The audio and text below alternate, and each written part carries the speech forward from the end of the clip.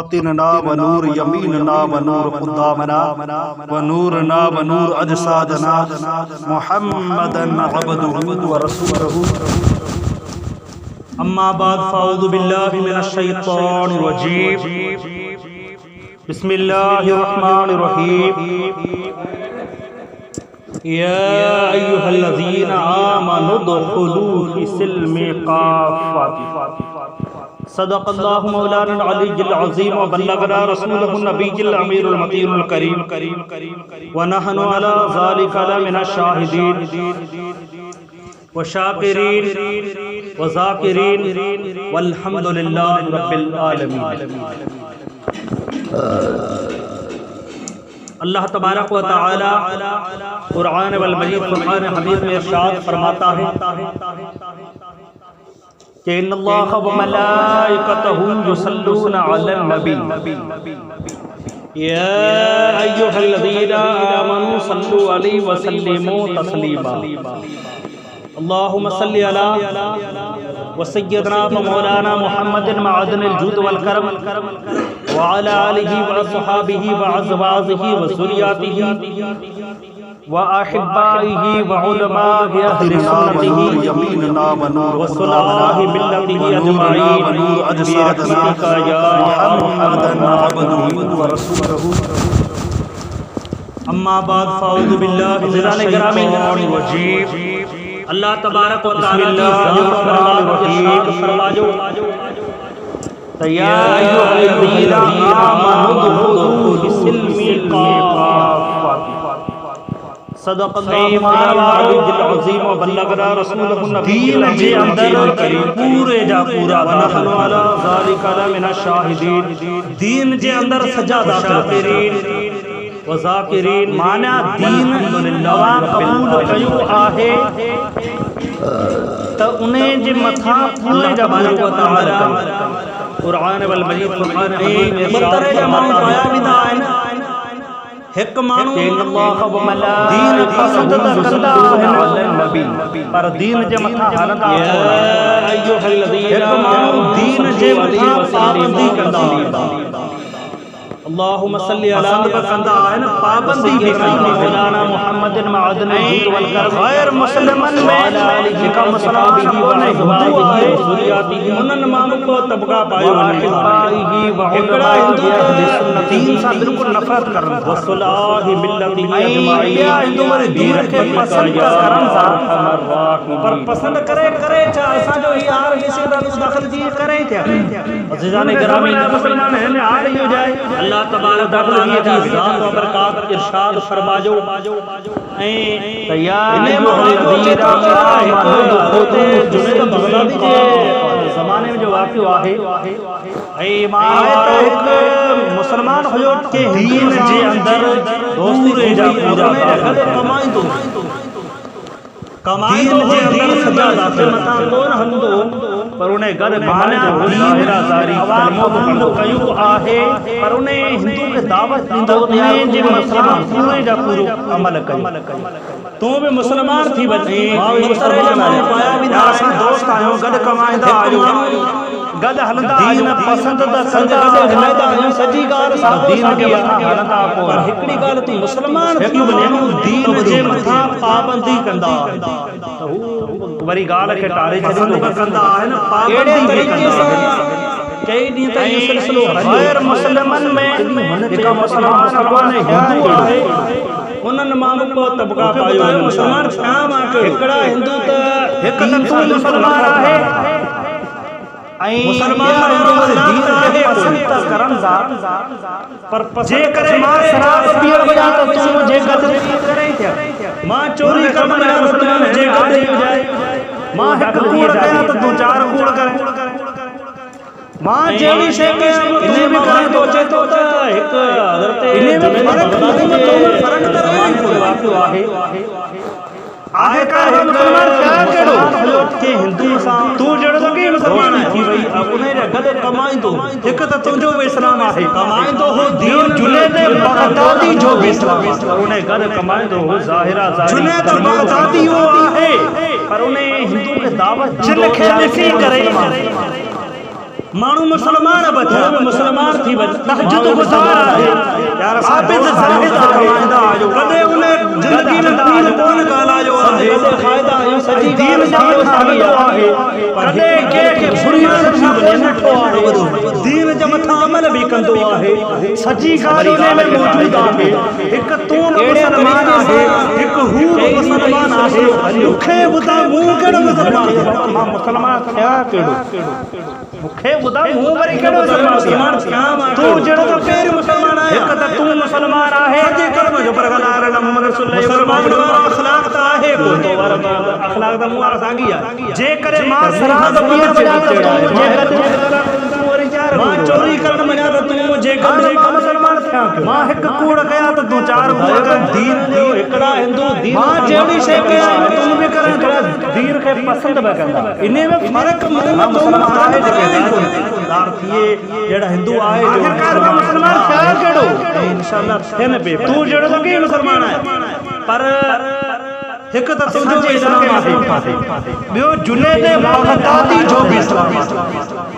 हित मुसलमान के जुनैद बगदादी हो है पर जे मुसलमान दिए करे जिन खे नसी करे मुसलमान आगे हुंदा होया जे मुसलमान के नसी जे जो तहज्जुद गुज़ार है अल्लाह के रसूल आबिद ज़ाहिद आहे कदे उन्हें जिंदगी में दीन कोन काला जो है का वधी के पहचान दीन जान वरी है कदे के बुरी नजर सा कोई नठो आहे दीन जे मथा अमल भी कंदो आहे सच्ची ॻाल्हि में मौजूद आहे एक तू मुसलमान आहे एक हू मुसलमान है जैसलमेर में जैसलमेर में अजा वरी थोड़ो सी तब्दीली आई वरी के मुसलमान दिया तू जेड़ो राजा बनाया सुतम चोलो करम सच्चे कर्म जो पर बीएड मुश्किल यो तो वाला बाबू सलाम मांगी है पर मुंह खान मत चेड़ा है मां बंद करे पूछनो री चार मुसलमान है हिंदू हां ना मां मुसलमान था हां तो पूछनो तो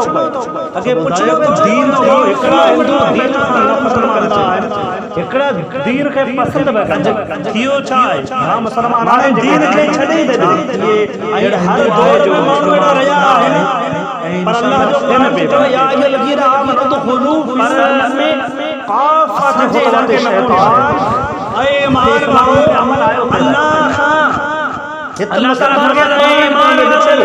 दीन जे में दाखिल थी वने पूरा जे पूरा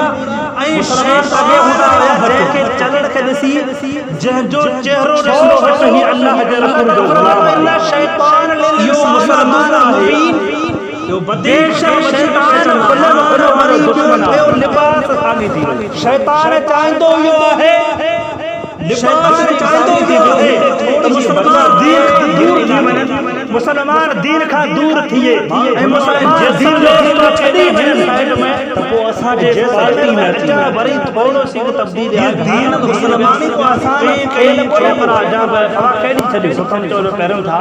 पर कलमीड़ में थंदो कुछ जैसे जैसे हमारे ना कमाल लिबास लिबास वो शे कम नहीं था पतो बंदो पे पूछनो तो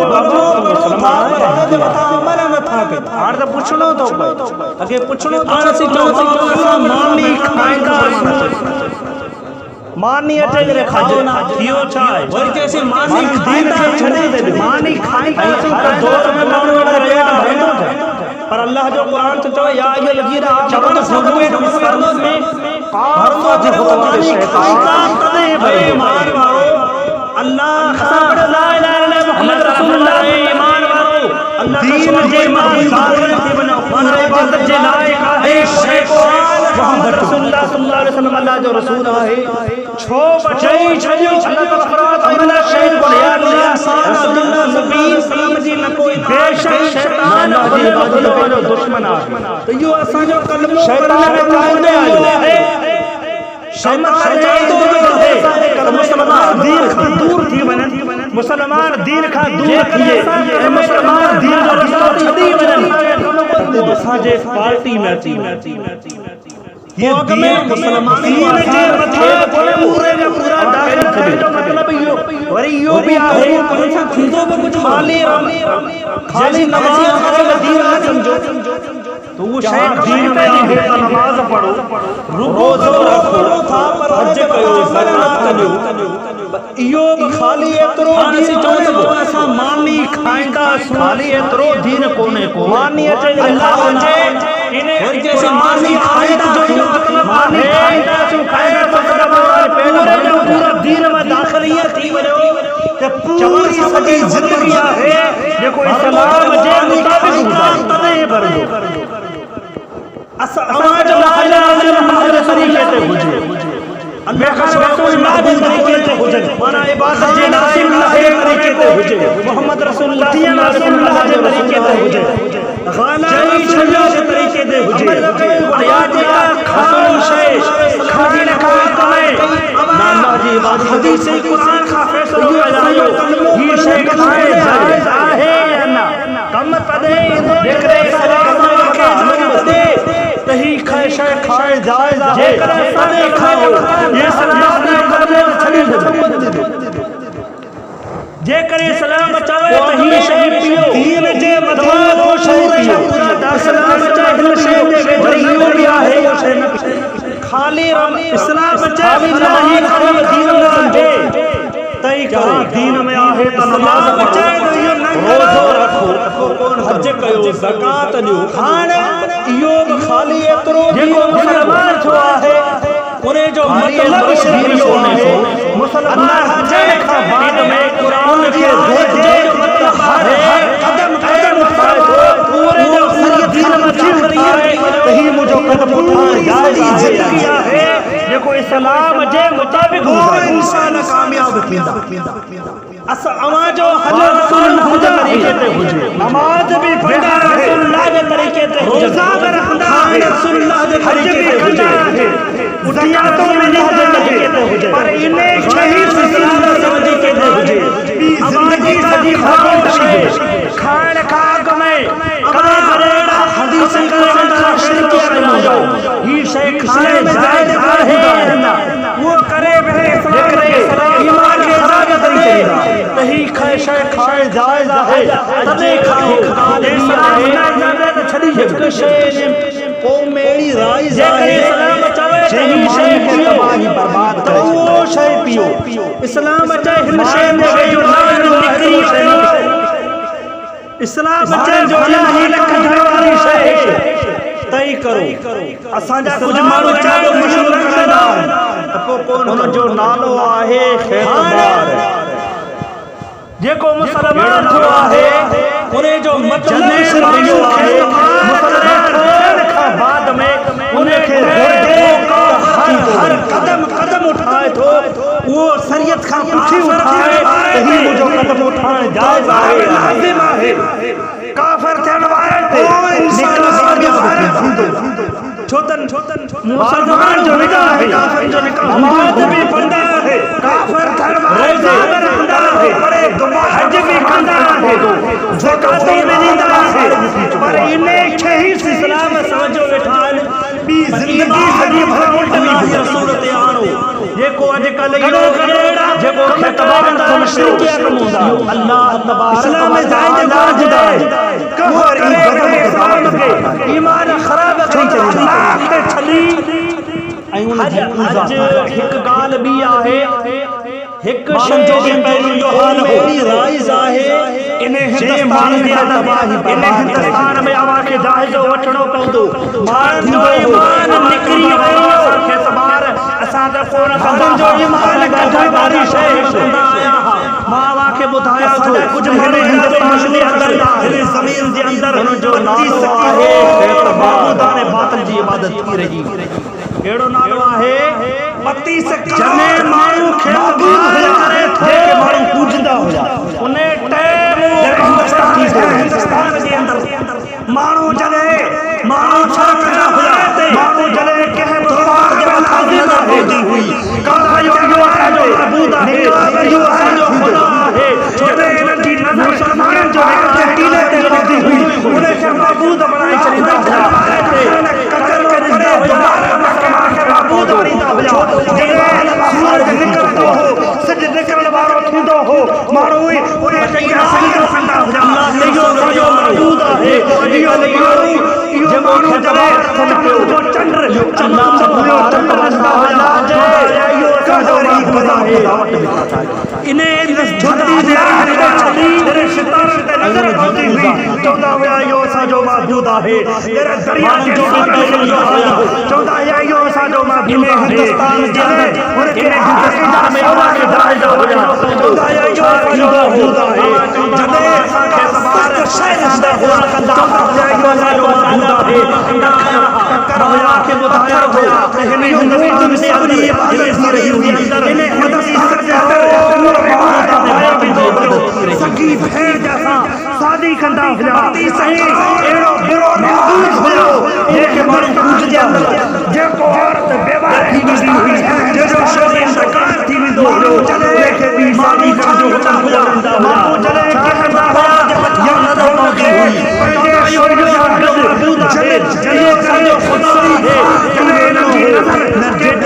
किले ते पहुंची हुई उन्हें से महदूद बनाई चलिंदा होया शाख में तरक्की मिलती होया शर्म है दूध पहुंची जा चले सूरज निकल जो सजदे के मानो खुदा हो मावे दौरे के सजदो जे मुया यो घंटे सारे यो सजी यो बस चले घुमाता होया चंद्र और चमकता होया चंद्र होया शोर यो सजो मौजूदा है यो बदले शादी दे रहने वाला मेरे सितारे पे नजर आती हुई चौदा यो सा जो मौजूदा है यतीम खरीदो सारन के बच्चों करो यतीम यो सा जो मौजूदा है चले उनके आगे जस्कन जे बताए उनके माया यो सा जो मौजूदा है चले उनके जो गुलाम बनाए चौदा यो सा जो मौजूदा है कर होया पत्थर होया लुकमे ने मत सब इबादत में गिरा इन्हें हिंदुस्तान से होया वो राग पीर करे सगी पीर दे जी जल्दी करना होया नहीं एड़ो ने जिंदा चला जिंदो जे बहुत बेवाकी भी दी हुई जे जो शोर शिकार थी भी दो उन्हें के भी सारे घर में छोकरी पैदा होया चार करना होया या उनके दो होए शोर शिकार जले जले खड़ी उनमें नाथे जिंदा जवा है जे के जिंदा पूरी करी हुई जो कोठी जे शाम महीने तक रखी भी दी हुई शाम महीने तक कोठी में बारी दे बता और बार बाद में छे महीनों का बाद में जे जिंदा करमी और जे अल्लाह जो हबीब करे घंटे चौड़े समझी आदम बदकार वाली हुसैन के हदीस दियो बदकार रसूल की जो शोर दीन दो बात लिखा में बता जो यो बसवास से बता दे इन्हें हिंदुस्तान में एड़ा एड़ा रखा है जी कजो के मदद दुनिया थी दो के बचो करो यतीम थी दो जी कजो देख नखु जो जो छोकरे खाने करे जे बजा है जिंदा जे मथा जे मथा तंदी को कथा होया उनके पंजो गुलाम बनाए के होया महान के जिया जो हक दीन दो जी तबदीली कई हुक्म जे मथा एकड़े एकड़े गिरा गिरा जे मथा पिता बाद में सब पीर करे से मुस्तफी करे पंजी जिंदगी में मशरूब उन्हें महबूब सरकार मदीना सल्लल्लाहु अलैहि जिंदा जलायो भी दो होयो मानो था करदा होया अरब में तो बाद तालीम खई अल्लाह के पैगाम जड़े के घर में छोकरी पैदा थी हुई दुनिया ते अची करे मानन के बुधाई भी दो हो घरे में बाद में खलो खटी में नामे जिंदा जबारे उनके जिंदा पूरी चली दो पंजी छोकरी जे जमती हुई जमा का बाद में योरी छोकरी ये मारी चली दो रसूल फरमायो जेको पंजी छोकरी थे हारिस करे बड़ी करे भाभी जी शादी सुठे घराने में करे आदम सल्लल्लाहु अलैहि वसल्लम के बाबा जमा वठी उन्हें रसूल अची असा के यो दीन देदो बात जे बतायो के विकर सलाम तो सही रसूल जो इबादत कर लिया है तकड़े रब जी कयो जे मदद जी दुनिया है रब का छोकरी इबादत अल्लाह जी कयो एक न पूजो ये छोकरी जी करे इस्लाम जिंदाबाद थो और ने रखी वही मान जे मथा शुबूर थी वही बिकड़ियो वडन जो सहारो दिनो दीर जी छोकरी थी कई त इने हिक ताक़ीद पर दीर